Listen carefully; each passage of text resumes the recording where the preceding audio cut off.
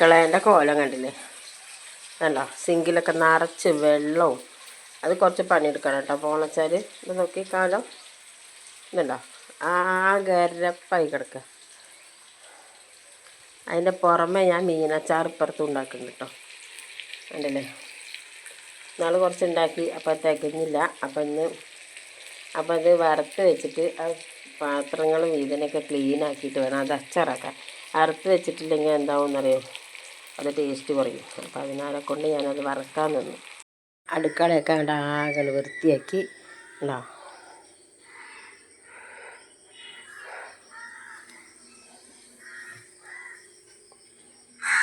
പാത്രങ്ങളൊക്കെ കഴുകി വൃത്തിയാക്കി.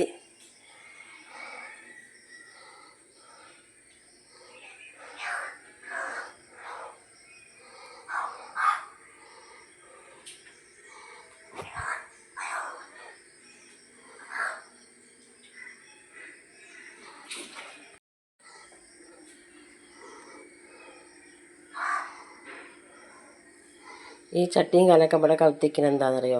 അത് ഇതിൻ്റെ റാക്കിൻ്റെ ഉള്ളിലേക്ക് വെച്ചാൽ പൂപ്പൽ വരിക. അപ്പോൾ ഇവിടെ ആ പ്രശ്നമല്ല.